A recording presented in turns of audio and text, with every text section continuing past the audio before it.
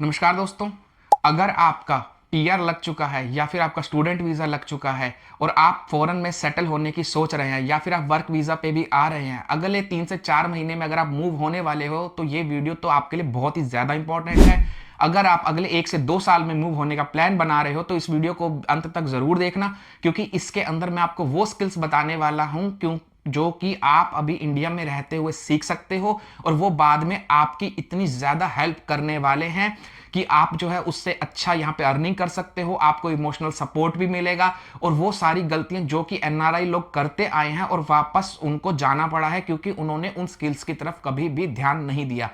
तो ये जो है स्किल्स बेसिक स्किल से लेकर के एडवांस स्किल तक होने वाले हैं। आप किसी भी जॉब में काम करते हो, चाहे आप आईटी में काम करते हो, ट्रेड में काम करते हो, ये स्किल्स अगर आप सीख लेते हो तो आपको बहुत ही बेनिफिट करेंगे। देखिए, सबसे बड़ा जो स्किल है यहाँ पर अगर आप फॉरेन आ रहे हो तो सीखने के लिए वो है कुकिंग।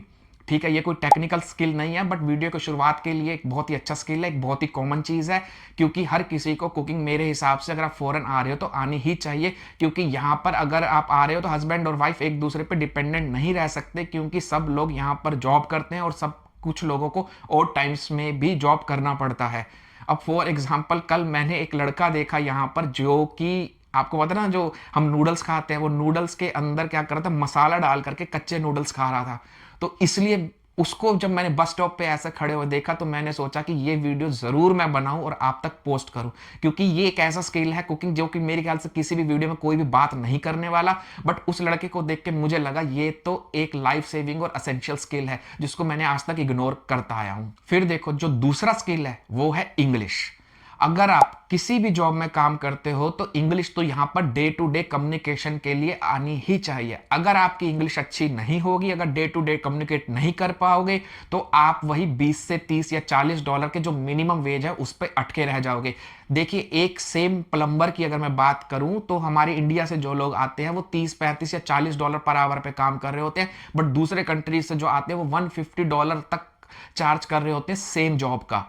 ठीक है, तो इसलिए आप अपनी इंग्लिश को आज से ही सुधारना शुरू कर दो। यहां पर जो सबसे ज्यादा लोग गलती ये करते हैं कि वो इंग्लिश को सिर्फ एक आइल्स के एग्जाम तक ही लिमिट रखते हैं, मगर नहीं, आपको डे टू डे कम्युनिकेट करना ही पड़ेगा इंडिया के अंदर। और 6 महीने अगर आप कम्युनिकेट करते हो तो ये मोर देन एनफ है, जो कि आपकी सैलरी को या आवरली वेज को $30 से $100 तक इजीली ले जाएगा। क्योंकि अगर आप कम्युनिकेट ही नहीं कर पाओगे, आप यहाँ पे नेगोशिएट ही नहीं कर पाओगे। और जो तीसरा स्किल है वो है फाइनेंशियल मैनेजमेंट का। क्योंकि अगर आप स्टूडेंट हो, आप पहली बार घर से बाहर निकल रहे हो, आप अब्रॉड आ रहे हो, तो आपको देखो अपना रेंट भी खुद मैनेज करना है, आपको पार्ट टाइम जॉब भी करनी है, फिर आपको जो है अपना बाहर खाना खा रहे हो, ट्रांसपोर्टेशन, पार्किंग, सब कुछ आपको अपनी जेब से ही, अपनी पॉकेट से ही पे करना है। तो इसलिए आपको फाइनेंशियल मैनेजमेंट स्किल्स बहुत ही अच्छे होने चाहिए। फिर आपको इंडिया का रिटर्न टिकट भी खरीदना है। ये सारा के सारा आपको अपने आवरली वेज से ही मैनेज करना, जो कि आप पार्ट टाइम जॉब कर रहे हो।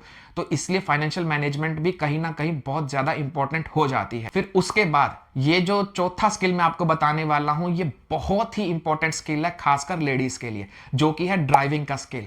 मैंने यहां पर खुद देखा है कि मेरे ऑफिस में जितने लोग हैं, इनफैक्ट मेरी वाइफ ने भी यहां पर आकर के गाड़ी सीखी। ठीक है, अगर आपको गाड़ी चलाना नहीं आता है तो आप वहां से सीख करके आओ और अच्छे से जो है आप लाइसेंस लो, वहां पे ट्यूशन लो, लाइसेंस लेकर के आओ, क्योंकि लाइसेंस यहां पर इजीली कन्वर्ट हो जाता है। अगर आप कन्वर्ट नहीं भी करते हो तो इन कंट्रीज में आप 1 साल या 1.5 साल तक आप अपने इंडियन लाइसेंस से ही ड्राइविंग कर सकते हो। अगर आप ड्राइविंग नहीं करते तो मैं सीधा कहता हूं, अगर आपको यहां पर ड्राइविंग नहीं आती तो आप दूसरे आदमी पे बोझ बन जाते हो, क्योंकि यहां पर जो आवरली वर्किंग आवर्स हैं लोगों के काफी काफी बड़े होते हैं। अगर दूसरे बंदे को घर पे गाड़ी चलाना आता होता है तो घर को मैनेज करना बहुत इजी हो जाता है। ये सारे के सारे स्किल्स मैं आपको इसलिए बता रहा हूं कि अगर आप ये सब इंडिया से करके आओगे तो आपको बहुत ही रियली हेल्प मिलेगी। फिर इसके बाद जो अगला स्किल है वो है बेसिक डिजिटल स्किल। मगर आजकल क्या हो गया कि लोग सिर्फ फेसबुक या यूट्यूब सर्फ करने को ही डिजिटल स्किल मान लेते हैं, जबकि ऐसा नहीं है। ज्यादा से ज्यादा ईमेल चेक कर लेते हैं। हाँ, ईमेल भी एक डिजिटल स्किल है जो कि बहुत ही अच्छा स्किल है। इसके अलावा आप एक काम कीजिए, अगर आप ट्रेड जॉब में काम करते हो तो आप कोई एक ऐसा टूल ढूंढिए जिसमें आप इनवॉइस जनरेट करना सीख जाओ। अगर आपने इनवॉइस जनरेट करना सीख लिया, आपने ईमेल्स का रिप्लाई अच्छे से करना सीख लिया, आपने डे टू डे इंग्लिश की कम्युनिकेशन सीख ली, तो आप ट्रेड जॉब में बिल्कुल सक्सेसफुल हो। आपको 150 या $200 पर आवर तक यहां पर इजीली मिल जाएगा अगर आपकी नेगोशिएशन अच्छी है तो। तो ट्रेड जॉब्स वाले नेगोशिएशन पे काम करें, थोड़ी सी अपनी डिजिटल स्किल पे काम करें और थोड़ा सा अपना इंग्लिश पे काम करें कि आप कम्युनिकेट कर लिया, आपने किसी को कोटेशन भेज दिया, आपने किसी को इनवॉइस भेज दिया, आपको पीडीएफ जनरेट करना आ गया, तो आप जो है यहां पर सक्सेसफुल ट्रेड्समैन बन सकते हो। फिर इसके बाद जो एक स्किल है वो है नेटवर्किंग स्किल, जो मैंने खुद भी फेस किया था यहां पर आने के बाद कि अगर आपकी नेटवर्किंग स्किल्स अच्छे नहीं हैं तो आपको कहीं ना कहीं जॉब्स मिलने में काफी दिक्कत हो सकती है। तो देखिए यहां पर क्या होता है कि लोग लिंक्डइन, सोशल मीडिया पे सारे फ्रेंड्स को कनेक्ट तो करते हैं, बट वो तब करते हैं जब उन्हें किसी की जरूरत पड़ रही होती है। देखिए आप आज से अगर 1 से 2 साल बाद मूव करना चाहते हैं, आप आज ही किसी को कनेक्ट कर लेते हैं, तो आप जब 1 या 2 साल बाद जाओगे तो आप उससे हेल्प भी मांग सकते हो। अदरवाइज क्या होगा कि सामने वाला कहेगा भी मैं तो इसको 1 हफ्ते से ही जानता हूँ या मैं 1 महीने से ही जानता हूँ। तो आप नेटवर्किंग स्किल कीजिए, आप उनके साथ थोड़ी सी जो आपके फ्रेंड्स बनाइए उनको, जब वो इंडिया आते हैं तो आप उनकी थोड़ी हेल्प कीजिए, हो सके तो आप उनसे मिलने भी जाइए, क्योंकि जब आप यहाँ पे आओगे तभी वो आपकी हेल्प करेंगे, आपको जॉब भी अच्छे से दिलवाने में आपकी काफी मदद करेंगे। और सबसे अच्छा यहाँ पर आप ये कर सकते हो कि आप फेसबुक में जाकर के दूसरे कंट्रीज से ग्रुप्स को ज्वाइन कर सकते हो। फिर आप जो है वहां से अपना जो है सोशल सर्किल जो है आप अपना बढ़ा सकते हो, आप अपनी नेटवर्किंग वहां पे बढ़ा सकते हो। उसके बाद आप काफी जो है, सबसे मैं जो 7th स्किल की बात करने वाला हूं वो है अडेप्टेबल। आपको अडेप्टेबल होना ही पड़ेगा, क्योंकि ये जो कंट्रीज हैं आपने सुना होगा कि जो है शाम को 5 बजे बंद हो जाते हैं। बंद होने का मतलब ये है कि यहाँ पर जो मॉल वगैरह है सब कुछ 5 बजे बंद हो जाता है।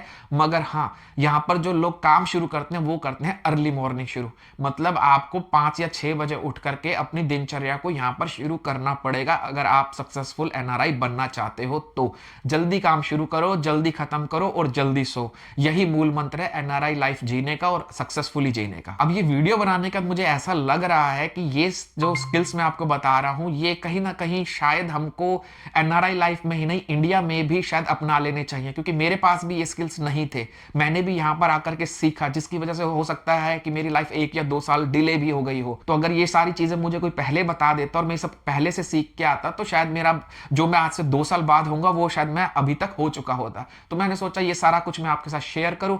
अच्छा, कमेंट में आप मुझे बताइए कि ये स्किल्स आपको कैसे लगे। अगर आप और इंफॉर्मेशन जानना चाहते हो बाहर की लाइफ के बारे में, किसी भी वीजा के बारे में, किसी भी कंट्री के बारे में, तो आप मुझे पिंग कर सकते हो। आप कमेंट के अंदर लिख सकते हो कि आप किस कंट्री में जाना चाहते हो। अगर उस कंट्री की इंफॉर्मेशन मेरे पास है तो मैं आपके साथ जरूर शेयर करूंगा। तो दोस्तों मेरे इस चैनल को सब्सक्राइब कीजिए, क्योंकि मैं काफी इंपॉर्टेंट इंफॉर्मेशन एनआरआई लाइफ के बारे में शेयर करता रहता हूं। तो चलो मिलते हैं नेक्स्ट वीडियो में। धन्यवाद, नमस्ते।